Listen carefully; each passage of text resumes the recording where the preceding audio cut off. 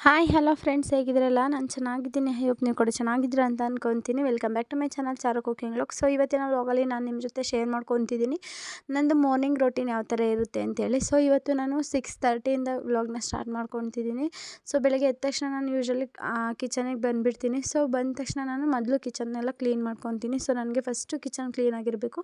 So ಹಂಗಾಗಿ ನಾನು first ಕಿಚನೆಲ್ಲ clean ಮಾಡಿಕೊಂಡು ಅದಾದ ನಂತರ ನಾನು ಅಡುಗೆನ ಸ್ಟಾರ್ಟ್ ಮಾಡ್ಕೊಳ್ಳೋದು. ಸೊ ಫಸ್ಟಿಗೆ ಕಿಚನೆಲ್ಲ ಕ್ಲೀನ್ ಮಾಡ್ಕೊಳ್ಳೋಣ ಅಂಥೇಳಿ ಕ್ಲೀನ್ ಮಾಡ್ಕೊತಿದ್ದೀನಿ. ಸೊ ಇವತ್ತು ಕೂಡ ಊರಿಗೆ ಹೋಗಬೇಕಾಗಿತ್ತು. ಅಪ್ಪ ಅಮ್ಮ ಕಾಲ್ ಮಾಡ್ತಿದ್ರು ಬೆಳಗ್ಗೆಯಿಂದನೂ. ಸೊ ಏನು ಮಾಡೋದು ಅಂತ ಗೊತ್ತಿರಲಿಲ್ಲ. ಇವಾಗ ಒಂದು 4 ದಿವಸದಿಂದನೂ ಕಾಲ್ ಮಾಡಿ ಬರೋಕ್ಕೆ ಹೇಳ್ತಿದ್ರು. ಸೊ ನೋಡೋಣ ಹೇಗಾಗುತ್ತೋ ಗೊತ್ತಿಲ್ಲ, ಆದರೆ ಹೊರಟ್ರಾಗುತ್ತೆ ಅಂತೇಳಿ clean ಮಾಡ್ಕೊತಿದ್ದೀನಿ.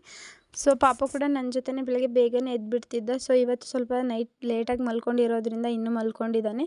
So ಅಷ್ಟರಲ್ಲಿಗೆಲ್ಲ kitchen first clean ಮಾಡ್ಕೊಂಡು ಬಿಡೋಣ, ಆಮೇಲೆ ತಿಂಡಿನ ಮಾಡ್ಕೊಳ್ಳೋಣ ಅಂತೇಳಿ ನೀಟಾಗಿ ಕ್ಲೀನ್ ಮಾಡ್ಕೊತಿದ್ದೀನಿ ಫಸ್ಟು.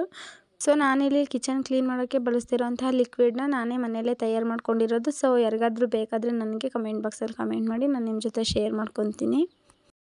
ಸೊ ನೋಡಬೇಕು ಏನು ಮಾಡೋದು ಅಂತ ಗೊತ್ತಾಗ್ತಿಲ್ಲ, ಇನ್ನು ಯೋಚನೆ ಮಾಡಬೇಕು. ಯೂಶ್ವಲಿ ಪಾಪು ಯಾವಾಗಲೂ ಬೇಗನೆ ಎದ್ದುಬಿಡ್ತಿದ್ದ ನಾನು ಎದ್ದ ತಕ್ಷಣವೇ. ಸೊ ಇವತ್ತು ಸ್ವಲ್ಪ ಮಲ್ಕೊಂಡಿದ್ದಾನೆ, ರಾತ್ರಿ ಸ್ವಲ್ಪ ಲೇಟಾಗಿ ಮಲ್ಕೊಂಡ, ಹಂಗಾಗಿ ಮಲ್ಕೊಂಡಿರ್ಬೇಕೇನೋ. ಬೇಗ ಕೆಲಸ ಮುಗಿಸ್ಕೊಂಡು ಬಿಡೋಣ. ಸೊ ನೋಡೋಣ, ಏನಾದರೂ ಹೋಗಬೇಕು ಅಂತ ಅನಿಸಿದ್ರೆ ಹೋದ್ರಾಗುತ್ತೆ ಅಂತೇಳಿ ಬೇಗ ಕೆಲಸ ಮಾಡ್ಕೊತಿದ್ದೀನಿ. ನೋಡೋಣ ಹೇಗಾಗುತ್ತೆ ಅಂತೇಳಿ. ಇವತ್ತಿನ ತಿಂಡಿಗೆ ಅಂತೇಳಿ ನೆನ್ನೆ ರವೆ ತರಿಸ್ಕೊಂಡಿದ್ದೆ, ಉಪ್ಪಿಟ್ಟು ಮಾಡ್ಕೊಳ್ಳೋಣ ಅಂಥೇಳಿ. ಸೊ ಅದನ್ನೇ ಮಾಡ್ಕೊಬೇಕು ಫಸ್ಟು. ಇವಾಗ ಅಡುಗೆ ಮನೆ ಶೆಲ್ಫೆಲ್ಲ ಒರೆಸ್ಕೊಂಡಾಯಿತು. ಅದಾದ ನಂತರ ನಾನು ಫಸ್ಟು ಕಸ ಗುಡಿಸ್ಕೊಂಡು ಬಿಡ್ತೀನಿ ಅಡುಗೆ ಮನೆನ. ಅದಾದ ನಂತರ ನೋಡೋಣ, ಫಸ್ಟು ಟೀ ಮಾಡೋದಕ್ಕೆ ಅವ್ರು ಇನ್ನೂ ಎದ್ದಿಲ್ಲ, ಮಲ್ಕೊಂಡಿದ್ದಾರೆ. ಪಾಪ ಕೂಡ ಮಲ್ಕೊಂಡಿದ್ದಾನೆ. ಹಂಗಾಗಿ ಫಸ್ಟು ಕಸ ಎಲ್ಲ ಗುಡಿಸ್ಕೊಂಡು ನೀಟಾಗಿ ಆ ನಂತರ ಆಮೇಲೆ ಮಾಡ್ಕೊತೀನಿ ಟಿಫನ್. ಏನಾದರೂ ನಾನು ಇವತ್ತೇನು ಮಾಡ್ಕೊಂಡು ಕುಡಿಯೋಲ್ಲ. ಸೊ ಡೈಲಿ ಒಂದು ಡಿಟಾಕ್ಷನ್ ಡ್ರಿಂಕ್ ಏನಾದರೂ ಮಾಡ್ಕೊತಿದ್ದೆ. ಸೊ ಇವಾಗ ಒಂದು 2-3 ದಿವಸದಿಂದ ನಾನು ಮಾಡ್ಕೊಂಡಿಲ್ಲ. ಸೊ ಎಲ್ಲಿ ಸ್ವಲ್ಪ ಪ್ರಾಬ್ಲಮ್ ಆಗಿತ್ತು, ಹಂಗಾಗಿ ನೋಡೋಣ ಇವಾಗ ಟಿಫನ್ಗೆ ರೆಡಿ ಮಾಡ್ಕೊಳ್ಳೋಣ ಅಂತೇಳಿ ಮಾಡ್ಕೊತಿದ್ದೀನಿ. ರವೆ ತಂದಿದ್ರು, ಸೊ ಅದನ್ನು ಒಂದ್ರಾಡ್ಕೊಂಡು ಅದಾದ ನಂತರ ನಾನು ಉಪ್ಪಿಟ್ಟನ್ನ ಮಾಡ್ಕೊತೀನಿ. ಸೊ ಈರುಳ್ಳಿ ಎಲ್ಲ ಖಾಲಿಯಾಗಿತ್ತು, ಸ್ವಲ್ಪನೇ ಇತ್ತು. ನಾಳೆ ಊರಿಗೆ ಹೋಗೋದಲ್ವ ಅಂತೇಳಿ ನೆನ್ನೆ ನಾನು ತರಿಸ್ಕೊಳ್ಳಿಲ್ಲ, ಬಂದಮೇಲೆ ತಂದ್ರಾಗುತ್ತೆ. ಸೊ ಹೋದ್ಮೇಲೆ ಯಾವಾಗ ಬರ್ತೀನಿ ಅಂತ ಗೊತ್ತಿರೋದಿಲ್ಲ. ಸೊ ಹಂಗಾಗಿ ಆಮೇಲೆ ತರಿಸ್ಕೊಂಡ್ರಾಗುತ್ತೆ ಅಂತೇಳಿ ನಾನೇನು ತರಿಸ್ಕೊಂಡಿರಲಿಲ್ಲ. ಸೊ ಇದು ಇರೋದನ್ನೇ ಮಾಡ್ಕೊಂಡು ಬಿಡೋಣ ಅಂತೇಳಿ ಅದನ್ನೇ ಮಾಡ್ಕೊತಿದ್ದೀನಿ. ಇವಾಗ ಈರುಳ್ಳಿ ಮತ್ತು ಮೆಣಸಿನ್ಕಾಯಿನ ಹೆಚ್ಕೊತಿದ್ದೀನಿ. ಸೊ ಈರುಳ್ಳಿ ಹೆಚ್ಚುವಾಗ ನನಗಂತೂ ಕಣ್ಣಲ್ಲಿ ನೀರು ಬರುತ್ತೆ. ಸೊ ಹಂಗಾಗಿ ನಾನು ಈರುಳ್ಳಿ ಹೆಚ್ಚುವಾಗ ಯಾವಾಗಲೂ ಈರುಳ್ಳಿ ಸಿಪ್ಪೆನ ತೆಗೆದು ತಲೆ ಮೇಲೆ ಇಟ್ಕೊತೀನಿ. ಸೊ ಆ ಥರ ಮಾಡ್ಕೊಳ್ಳೋದ್ರಿಂದ ಸ್ವಲ್ಪ ಕಂಟ್ರೋಲ್ ಮಾಡ್ಬೋದು ಅಂತ ಹೇಳ್ಬೋದು. ಸೊ ಅವಾಗ ಕಣ್ಣಲ್ಲಿ ಸ್ವಲ್ಪ ನೀರು ಬರಲ್ಲ. ಸೊ ಹಂಗಾಗಿ ನಾನು ಯಾವಾಗಲೂ ಅದೇ ಥರ ಮಾಡ್ಕೊತೀನಿ.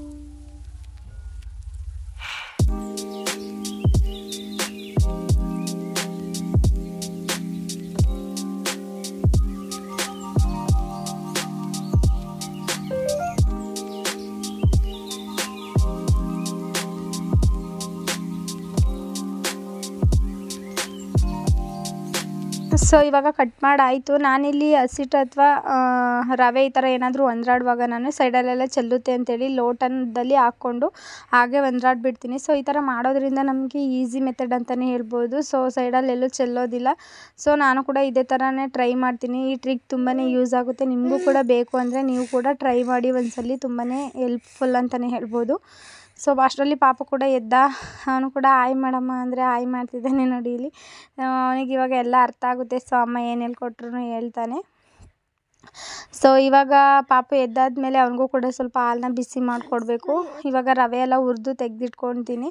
ಸೊ ನಾನಿಲ್ಲಿ ಉಪ್ಪಿಟ್ಟು ಮಾಡೋದಕ್ಕೆ ರೆಡಿ ಮಾಡ್ಕೊತಿದ್ದೀನಿ. ಯೂಶ್ವಲಿ ಎಲ್ಲ ಒಂದೇ ಥರ ಉಪ್ಪಿಟ್ಟು ಮಾಡೋದಲ್ವ. ಸೊ ಹಂಗಾಗಿ ನಾನು ವಿಡಿಯೋನ ಮಾಡ್ಕೊಳಕ್ಕೆ ಹೋಗಲಿಲ್ಲ ನಾನು.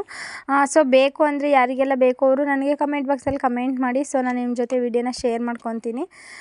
ಇವಾಗ ಪಾಪು ಎದ್ದಿದ್ನಲ್ವ, ಸೊ ಅವನಿಗೂ ಕೂಡ ಸ್ವಲ್ಪ ಹಾಲು ಬಿಸಿಗೆ ಇಟ್ಕೊಳ್ಳೋಣ. ಸೊ ಅಷ್ಟರಲ್ಲಿ ಮಸಾಲೆ ರೆಡಿ ಮಾಡಿಕೊಂಡ್ರೆ ಇದು ಕೂಡ ಕುದಿಯೋ ಅಷ್ಟರೊಳಗಡೆ ನಾನು ಪಾಪುಂಗೆ ಸ್ವಲ್ಪ ಹಾಲು ಜೊತೆ ಏನಾದರೂ ತಿನ್ನಿಸ್ಕೊಂಡ್ರೆ ಆಗುತ್ತೆ ಅಂತೇಳಿ ಸೊ ಇದನ್ನು ರೆಡಿ ಮಾಡಿ ಇಟ್ಕೊಂಡು ಅವನಿಗೂ ಕೂಡ ಹಾಲನ್ನ ತೆಗೆದಿಟ್ಕೊತಿದ್ದೀನಿ.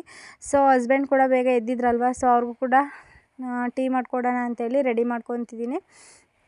ಸೊ ಬೆಳಗ್ಗೆ ಎದ್ದ ತಕ್ಷಣ ನನಗೆ ಇದೇ ರೊಟೀನ್ ಆಗಿಬಿಡುತ್ತೆ. ಸೊ ಬೆಳಿಗ್ಗೆ ಅವ್ರ ಮನೆಯಿಂದ ಹೊರಡೋವರೆಗೂ ನನಗೆ ಇವ್ರದ್ದೇ ಕೆಲಸ ಆಗೋಗ್ಬಿಡುತ್ತೆ. ಸೊ ಅದಾದ ನಂತರ ನಾನು ಬಾಕಿ ಏನಾದರೂ ಕೆಲಸ ಇದ್ದರೆ ಮಾಡ್ಕೊಬೇಕಷ್ಟೇ. ಇಷ್ಟೇ ಅಡುಗೆ ಮನೆ ಕೆಲಸನೇ.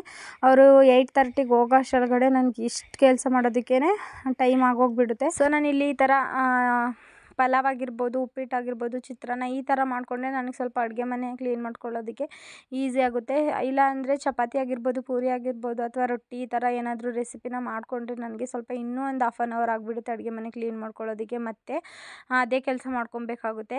ತಿಂಡಿ ಎಲ್ಲ ರೆಡಿ ಮಾಡಿ ಇವಾಗ ಅವ್ರಿಗೂ ಕೂಡ ಹಾಕ್ಕೊಡ್ತಿದ್ದೀನಿ. ಅಷ್ಟರೊಳಗಡೆ ಅವರು ಕೂಡ ಫ್ರೆಶ್ ಅಪ್ ಆಗಿ ಬಂದರು. ಸೊ ಅವ್ರಿಗೂ ಕೂಡ ಟಿಫನ್ ಕೊಡೋಣ, ಅದ್ರ ಜೊತೆಗೆ ಬಾಕ್ಸಿಗೆ ಕೂಡ ಹಾಕ್ಬೇಕಲ್ವ. ಸೊ ಹಂಗಾಗಿ ಅವ್ರಿಗೂ ಕೂಡ ಬಾಕ್ಸಿಗೆಲ್ಲ ಹಾಕೋಣ ಅಂಥೇಳಿ ರೆಡಿ ಮಾಡಿಕೊಟ್ಟೆ. ಸೊ ಅವರು ಕೂಡ ತಿಂದು ಹೊರಟರು ಕೆಲಸಕ್ಕೆ. ಅದಾದ ನಂತರ ನಾನು ಮತ್ತೆ ಅಡುಗೆ ಮನೆಯಲ್ಲಿ ಪಾತ್ರೆ ಎಲ್ಲ ತೊಳೆದಿರ್ಲಿಲ್ವಲ್ಲ. ಸೊ ಹಂಗಾಗಿ ಪಾತ್ರೆ ತೊಳ್ಕೊಳ್ಳೋಣ ಅಂಥೇಳಿ ಪಾತ್ರೆ ಎಲ್ಲ ತೊಳ್ಕೊಂಡು ಇವಾಗ ಬಂದೆ. ಸೊ ಪಾತ್ರೆ ಕೂಡ ಜೋಡಿಸ್ಕೊತಿದ್ದೀನಿ. ಸೊ ನನಗೆ ಅವ್ರು ಇದ್ದಾಗಲೇ ಕೆಲಸ ಮಾಡಿಕೊಂಡ್ರೆ ಬೇಗ ಕೆಲಸ ಆಗೋಗ್ಬಿಡುತ್ತೆ. ಇಲ್ಲಾಂದರೆ ಪಾಪುನ ಇಟ್ಕೊಂಡು ಕೆಲಸ ಎಲ್ಲ ಮಾಡ್ಕೊಳ್ಳೋದಕ್ಕೆ ತುಂಬ ಹಿಂಸೆ ಆಗುತ್ತೆ.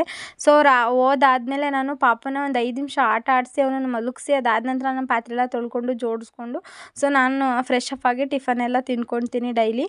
ಇವತ್ತು ಸ್ವಲ್ಪ ನಾವು ಕೂಡ ಊರಿಗೆ ಹೋಗ್ಬೇಕಾಗಿತ್ತಲ್ವ. ಸೊ ಹಂಗಾಗಿ ಅವನನ್ನು ಮಲಗಿಸ್ಲಿಲ್ಲ. ಸೊ ಪಕ್ಕದ ಮನೆಯವ್ರ ಕೈಲಿ ಕೊಟ್ಟು ಪಾಪುನ ಬೇಗ ಕೆಲಸ ಎಲ್ಲ ಮಾಡ್ಕೊಂಡು ಬಿಡೋಣ ಅಂಥೇಳಿ ಕೆಲಸ ಎಲ್ಲ ಬೇಗ ಮುಗಿಸ್ಕೊಂಡು ಸೊ ಇವಾಗ ನಾವು ಕೂಡ ಫ್ರೆಶ್ ಅಪ್ ಆದ್ವಿ. ಇವಾಗ ಕೆಲಸ ಎಲ್ಲ ಮುಗಿದಿದೆ ನೋಡಿ. ಇವಾಗ ತಿಂಡಿ ತಿನ್ನೋಣ ಅಂತೇಳಿ ಕಿಚನಿಗೆ ಬಂದಿದ್ದೀನಿ. ಸೊ ಇವಾಗ ತಿಂಡಿ ಎಲ್ಲ ತಿಂದ್ಕೊಂಡು ನಾವು ಕೂಡ ಹೊರಡಬೇಕು. ಸೊ ನಾವು ಹೊರಡೋ ಅಷ್ಟರೊಳಗಡೆ ಟೈಮೇ ಆಗೋಗ್ಬಿಡ್ತು. ಯಾವಾಗಲೂ ಈ ಥರ ಆಯ್ತಿರ್ಲಿಲ್ಲ, ಸ್ವಲ್ಪ ಬೇಗನೆ ಹೊರಡ್ಬಿಡ್ತಿದ್ದೆ. ಇವತ್ತು ಸ್ವಲ್ಪ ಲೇಟ್ ಕೂಡ ಆಗೋಯಿತು. ಸೊ ಇವನಿಗೂ ಕೂಡ ತಿಂಡಿ ಎಲ್ಲ ತಿನ್ನಿಸ್ಕೊಂಡು ನಾನು ಬಸ್ ಸ್ಟ್ಯಾಂಡಿಗೆ ಬಂದೆ. ಸೊ ಬಸ್ ಇನ್ನೂ ಬಂದಿರಲಿಲ್ಲ. ಸೊ ನಾನು ಬಸ್ಸಿಗೆ ಯಾವಾಗಲೂ ವೆಯ್ಟ್ ಮಾಡೋದಿಲ್ಲ, ಆಟೋಕ್ಕೆ ಹೋಗ್ಬಿಡ್ತೀನಿ. ಆದರೂ ಕೂಡ ಇವತ್ತು ಆಟೋದಲ್ಲಿ ಬಂದ್ರೂ ಬಸ್ ಅವಾಗಷ್ಟೇ ಬರೋ ಅಷ್ಟರೊಳಗಡೆ ಮಿಸ್ ಆಗೋಗ್ಬಿಡ್ತು. ಸೊ 1 ಅವರ್ ಕಾಯ್ದ್ವಿ. 12 ಗಂಟೆಗೆ ಬಸ್ ಬಂತು. ಸೊ ಇವಾಗ ಬಂದ್ವಿ. ನನ್ನನ್ನು ಕರ್ಕೊಂಡು ಹೋಗೋದಕ್ಕೆ ಅಮ್ಮ ಮತ್ತು ನಮ್ಮಪ್ಪ, ನನ್ನ ಮಗಳು ಎಲ್ಲರೂ ಬಂದಿದ್ದರು. ಸೊ ನನ್ನ ಮಗಳಿಗಂತೂ ತುಂಬಾ ಖುಷಿ ಆಗ್ಬಿಡ್ತು ಅಮ್ಮನ ನೋಡಿ. ಸೊ ಅಮ್ಮ ವೀಡಿಯೋ ಮಾಡ್ಕೊಳ್ಳಮ್ಮ, ಹಾಯ್ ಫ್ರೆಂಡ್ಸ್ ನಾನಿಲ್ಲಿ ಬಂದಿದ್ದೀನಿ ಪಾಪನ ನೋಡೋಕ್ಕೆ ಅಂತ ಹೇಳಮ್ಮ ಅಂತ ಹೇಳ್ತಿದ್ಲು. ಸೊ ಅವಳಂತೂ ಈ ವಿಷಯದಲ್ಲಿ ತುಂಬಾ ಸಪೋರ್ಟ್ ಮಾಡ್ತಾಳೆ. ಯಾಕಂದರೆ ನಾನು ಏನಾದರೂ ವೀಡಿಯೋ ಎಲ್ಲ ಮಾಡ್ತಿದ್ರೆ ಅವಳು ಯಾವುದೇ ಥರ ನನಗೆ ಡಿಸ್ಟರ್ಬ್ ಮಾಡೋದಿಲ್ಲ. ಸೊ ಅವಳು ಕೂಡ ನನಗೆ ತುಂಬಾ ಹೆಲ್ಪ್ ಮಾಡ್ತಾಳೆ ಅಂತಲೇ ಹೇಳ್ಬೋದು. ಸೊ ನನ್ನ ಮಗಳಿಗಂತೂ ತುಂಬಾ ಖುಷಿಯಾಗಿ ಹೋಗ್ಬಿಡ್ತು ನನ್ನನ್ನು ನೋಡಿದ ತಕ್ಷಣ ಅಮ್ಮ ಬಂದಿದ್ದಾಳೆ ಅಂತೇಳಿ. ಸೊ ನಮ್ಮದು ತೋಟದ ಮನೆ ಆಗಿರೋದ್ರಿಂದ ನಾವು ಸ್ವಲ್ಪ ದೂರ ನಡ್ಕೊಂಡು ಬರಬೇಕು ಬಸ್ ಸ್ಟ್ಯಾಂಡಿಂದ. ಸೊ ಹಂಗಾಗಿ ಸ್ವಲ್ಪ ದೂರ ನಡ್ಕೊಂಡು ಹೋಗ್ತಿದ್ದೀವಿ. ನಾನು ಯಾವಾಗಲೂ ಬಂದರೆ ಅಮ್ಮ ಅಥವಾ ಅಪ್ಪ ಇಬ್ಬರು ಯಾರಾದರೂ ಒಬ್ಬರು ಬಂದು ಕರ್ಕೊಂಡು ಬಂದುಬಿಡ್ತಾರೆ. ಸೊ ಇವತ್ತು ಇಬ್ಬರು ಬಂದಿದ್ದರು. ಇವಾಗಷ್ಟೇ ಮನೆಗೆ ಬಂದ್ವಿ. ಇವತ್ತಿನ ವ್ಲಾಗ್ ಇಷ್ಟ ಆಗಿತ್ತು. ನಿಮಗೂ ಕೂಡ ಈ ವ್ಲಾಗ್ ಇಷ್ಟ ಆಯಿತು ಅಂದ್ಕೊತೀನಿ. ಇಷ್ಟ ಆಗಿದ್ರೆ ಯಾರೆಲ್ಲ ನನ್ನ ಚಾನಲ್ನ ಸಬ್ಸ್ಕ್ರೈಬ್ ಮಾಡ್ಕೊಂಡಿಲ್ಲ ಅವರೆಲ್ಲ ಪ್ಲೀಸ್ ನನ್ನ ಚಾನಲ್ ಸಬ್ಸ್ಕ್ರೈಬ್ ಮಾಡ್ಕೊಂಡು ಸಪೋರ್ಟ್ ಮಾಡಿ. Thank you for watching.